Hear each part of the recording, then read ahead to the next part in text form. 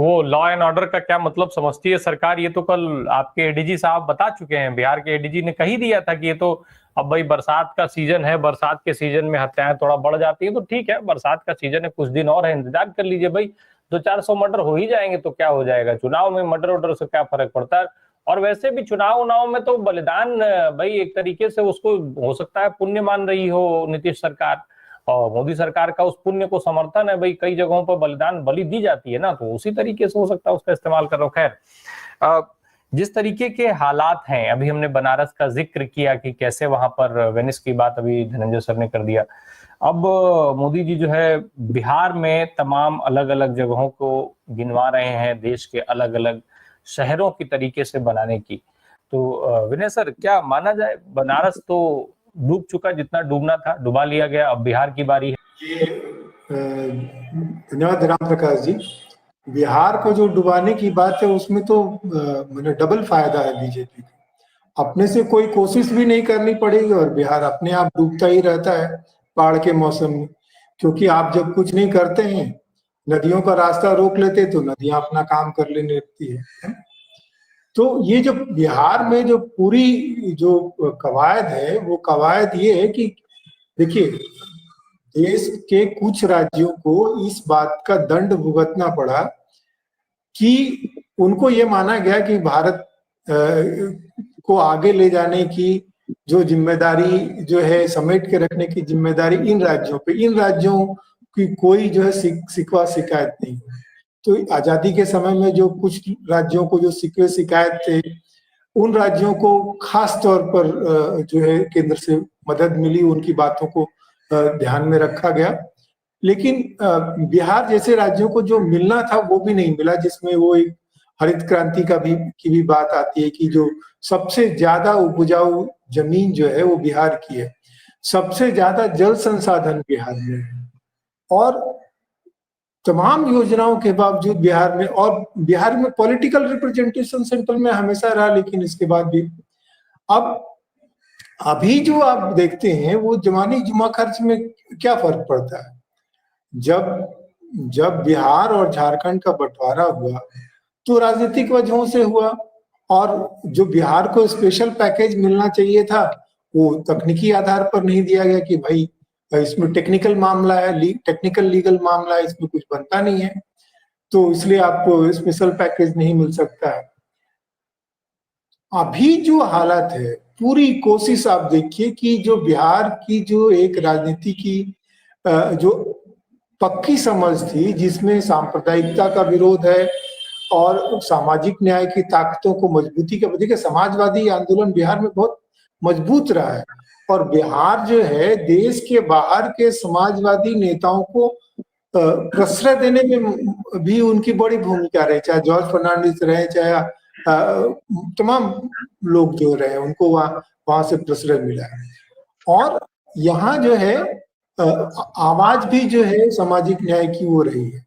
लेकिन अब देखिए क्या स्थिति हो रही है। स्थिति ये है कि चंपारण जैसी जगह में, जो आप किताबों में पढ़ते रहे कि गांधी की प्रयोग भूमि रही है, आजादी आंदोलन के सारे मूल्य वहां से निकले, वहां पर गांधी जी के पोते का जिस तरह से अपमान हुआ, और एक आदमी बिल्कुल खड़े होकर के तुषार गांधी की लगातार अपमान करता रहा, ये दिखाता है कि किस तरह की राजनीति भाजपा करना चाहती। देखिए, जो मजबूरी है भाजपा की वो ये कि जो लोग लालू यादव जी के सामाजिक न्याय वाली जो शैली है उससे जो नाराज थे, वो लोग इतने नहीं हैं जिसकी पीठ पर बैठ करके वो सत्ता में आ सकते, और उनको जो है इसीलिए नीतीश कुमार की मदद लेनी पड़ती है, क्योंकि नीतीश कुमार की अपनी समझदारी और सामाजिक न्याय वाले आंदोलन में उनकी हिस्सेदारी रही है और उनकी अपनी एक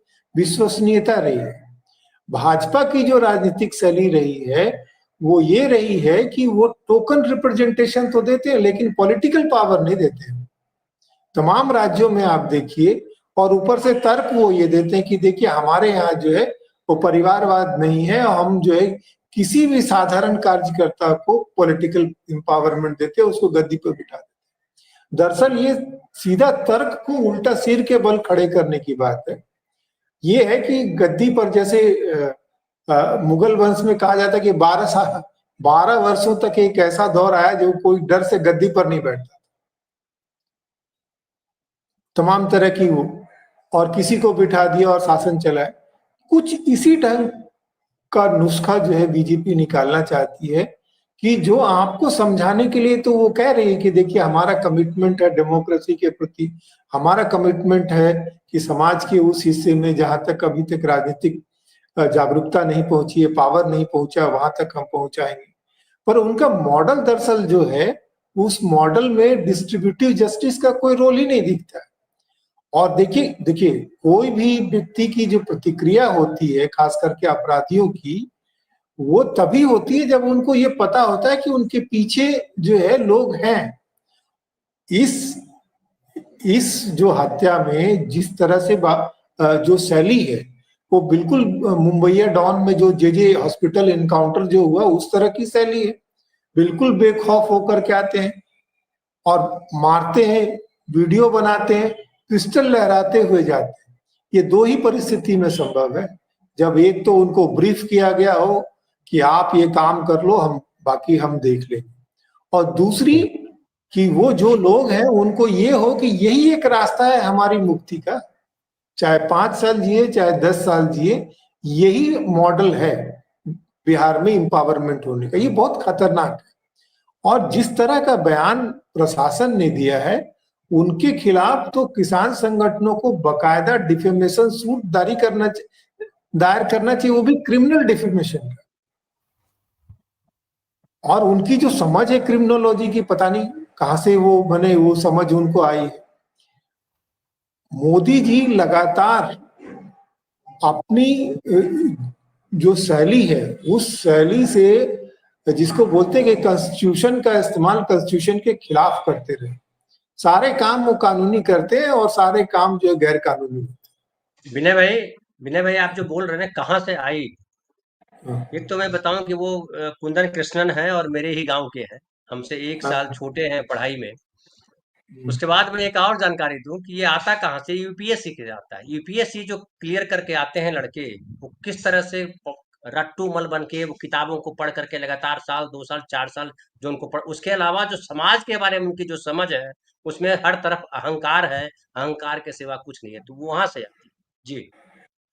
हाँ, ये बात जो धनंजय जी बोल रहे हैं, देखिए बिहार में जो एक जो पावर हंग्री जो वर्ग जो है वहां पे, उसमें देखिएगा कि बिहार में जो लोग हैं जो ऊपर की समाज से आते हैं और जो भी थोड़ा ऊपर श्रेणी में है, उसकी ये है कि स्टेट पावर में हिस्सेदारी है ना, और वो पूरा माइंडसेट कॉलोनियल है,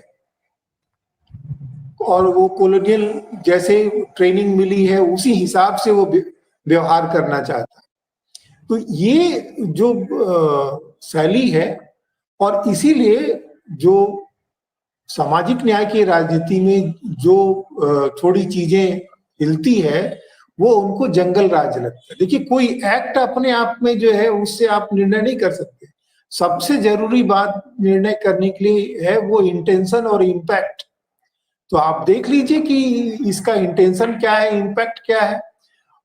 हत्या करने के बाद लोग जो है पप्पू यादव को धमकी देते हैं। पप्पू यादव कहते हैं कि हमको पता है, बिहार के पुलिस को नहीं पता है, और उस नैरेटिव को किस हिसाब से करने की कोशिश करते। 5 लोग हैं, उसमें से एक जो पकड़ा गया है जो मुस्लिम है, उसकी कथा चल रही है। तो जिसको इनडायरेक्टली आपको क्या समझाने की कोशिश कर रहे हैं, जिसको रिसर्च में बोलते हैं कि गाइडेड क्वेश्चंस, वो आंसर तय करके रखें कि इसका आंसर आपको यही देना है। ये अपराध इसलिए हुआ है क्योंकि ये इस तरह से तमाम तरह के आपको तर्क दे रहे हैं। हम लोग एक ऐसे दौर में जी रहे हैं राम प्रकाश जी, जिसमें ऐसे नेता आए हैं जो ये जानते हुए भी कि क्या है, धनंजय जी ने तो कहा तो कि भाई हिंदू धर्म में जो है वो एक रस नहीं है, अलग अलग चीजें हैं। मिथिला में, यूपी में लोग जो है ऊपर में ये नहीं अपेक्षा करते कि कोई पंडित मांस मछली खाता है। तो हमारे यहाँ सब लोग मांस मछली खाते हैं। उनको ये पता ही नहीं कि 3 सेक्ट है और उसमें अलग अलग जगहों पे अलग अलग के हिसाब से चीजें बनाई गई।